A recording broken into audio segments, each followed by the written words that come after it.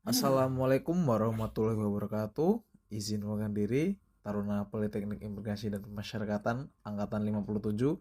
Nama Gilang Permana, STB 5071, Program Studi Teknik Pemasyarakatan kelas C. Izin Bapak, di sini saya akan membuat tugas UTS Teknik Pengambilan Keputusan dengan output saya itu membuat video YouTube aplikasi model 16 King Hertz dengan judul Rutan Jepara melakukan pembinaan keterampilan bagi warga binaan perempuan lewat pelatihan menjahit. Yang pertama ada white height atau data dan fakta. Rutan kelas 2B Jepara menggelar pelatihan menjahit yang diikuti oleh 14 narapidana perempuan pada tanggal 26 September 2025 yang dilaksanakan di Aula Rutan kelas B2 Jepara. Program ini merupakan kolaborasi antara Rutan Jepara, Dharma Warisan Persatuan atau DWP, dan Rumah BUMN Jepara. Materi pelatihan mencangkup kurikulum yang terstruktur, mulai dari pengenalan dasar teknik menjahit, prosedur pengoperasian mesin jahit, hingga praktik langsung pembuatan pakaian sederhana. Kepala Rutan Jepara, Bapak Renza Mansetio, menyatakan bahwa pelatihan ini adalah bagian dari strategi pembinaan berkelanjutan dan bertujuan untuk memberikan keterampilan nyata kepada warga binaan. Rutan Jepara berencana mengadakan keberlanjutan program, di mana pihak Rutan dan mitra kerjasama telah menjadwalkan pelatihan membatik sebagai langkah lanjutan untuk mengintegrasikan potensi lokal Jepara ke dalam program pembinaan. Yang kedua ada red hat atau emosi dan intuisi. Dari sisi warga binaan, terpancar rasa optimisme dan antusiasme yang kuat.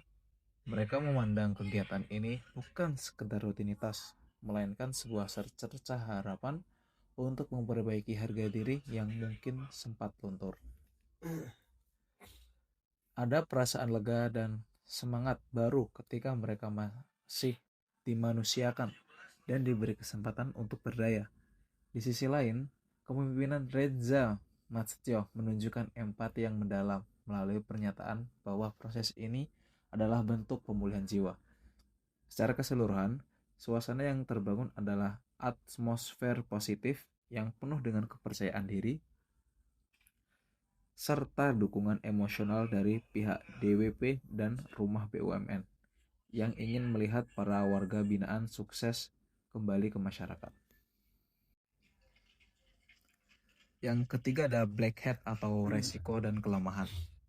Manfaat yang paling nyata adalah peningkatan modal manusia atau human capital bagi warga binaan perempuan yang kini memiliki keahlian spesifik untuk membuka usaha mandiri atau bekerja di industri garmen.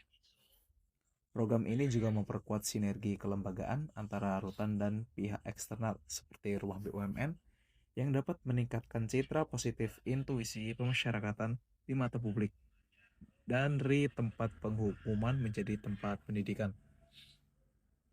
Keuntungan jangka panjangnya adalah berkurangnya angka residivisme atau pengulangan tindak pidana karena mantan narapidana memiliki kemandirian ekonomi. Selain itu, pengangkatan potensi batik lokal Jepara juga memberikan nilai tambahan bagi pelestarian budaya sekaligus penguatan ekonomi kreatif di wilayah tersebut. Yang keempat ada yellowhead atau manfaat dan peluang. Selain pelatihan menjahit dan membatik, Rutan Jepara bisa mengembangkan konsep social enterprise atau unit usaha mandiri di bawah merek dagang khusus produk rutan yang dipasarkan secara digital melalui e-commerce. Ide kreatif lainnya adalah menjalin kemitraan dengan desainer lokal untuk menciptakan koleksi eksklusif, yaitu Rutan Series, yang memiliki nilai seni tinggi. Selain itu, pihak Rutan dapat menginisiasi program pendampingan pasca bebas atau aftercare berupa koperasi bagi mantan warga binaan agar mereka tetap bisa mendapatkan akses bahan baku dan pasar secara kolektif. Inovasi juga bisa dilakukan dengan mengintegrasikan pelatihan digital marketing agar para peserta tidak hanya mahir memproduksi, tetapi juga handal dalam menjual produk mereka di era internet. Yang kelima ada grid head atau ide kreatif dan alternatif. Cara keseluruhan, program pelatihan di Rutan Kelas B2 Jepara merupakan implementasi nyata dari konsep restoratif justice dan pembinaan kemandirian yang terintegrasi. Meskipun fakta Whitehead menunjukkan kemajuan teknis dan manfaat, Yellowhead menjanjikan kemandirian ekonomi. Keberhasilan total tetap bergantung pada mitigasi terhadap tantangan atau blackhead seperti keberlanjutan akses pasar.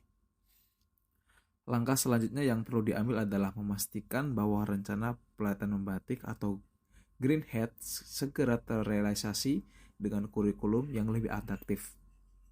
Kesimpulannya, kolaborasi ini adalah fondasi yang kuat, namun diperlukan sistem pemantauan yang ketat untuk memastikan bahwa bekal hidup yang diberikan benar-benar dapat dikonversi menjadi penghidupan yang layak setelah mereka menghirup udara bebas. Yang terakhir ada bluehead atau kesimpulan dari rekomendasi. Salah satu tantangan utama adalah keberlanjutan keterampilan ini setelah warga binaan bebas. Tanpa adanya modal usaha atau akses mesin jahit pribadi, ilmu yang didapat beresiko menjadi sia-sia. Selain itu, terdapat resiko terkait sarapan pasar. Meskipun rumah BUMN berjanji membantu pemasaran, produk karya warga binaan harus bersaing dengan produk manufaktur yang lebih murah dan efisien secara produksi. Dari sisi internal, terbatasnya jumlah peserta yang hanya 14 orang warga binaan menunjukkan bahwa program ini belum menyentuh seluruh populasi warga binaan dan menjaga konsistensi mental positif para peserta di tengah lingkungan jeruji. Besi merupakan tantangan psikologis yang tidak ringan dalam jangka panjang. Rekomendasi praktis dari kasus atau isu yang tadi, literasi digital dan manajemen toko online sederhana ke dalam sisa masa pelatihan. Pihak rutan bersama rumah BUMN dapat memfasilitasi pembuatan akun di platform marketplace atau media sosial sebagai etalase digital, khusus untuk memamerkan hasil karya warga binaan secara profesional. Dalam sesi ini, warga binaan diajarkan teknik pengambilan foto produk yang menarik, hanya dengan pencahayaan alami, cara menulis deskripsi produk yang menggugah pembeli, hingga cara menentukan harga jual yang kompetitif, namun tetap menguntungkan. Edukasi ini penting agar mereka memahami bahwa di era sekarang kemampuan memproduksi barang harus dibarengi dengan kemampuan membranding merek produk dan karyanya di ekosistem digital. Sehingga saat mereka bebas nanti, mereka sudah memiliki pemahaman dasar tentang bagaimana cara menjaring konsumen tanpa harus menyewa ruko fisik yang sangat mahal. Berikut ini adalah contoh konkret dari kasus atau isu saya yang ada di UPT. Sekian dari video saya. Jika ada salah kata maupun perbuatan, saya minta maaf karena kesempurnaan hanya milik Allah Subhanahu wa Ta'ala, Sang Pencipta. Saya akhiri dengan salam. Wassalamualaikum warahmatullahi wabarakatuh. Izin Bapak, izin terima kasih Bapak.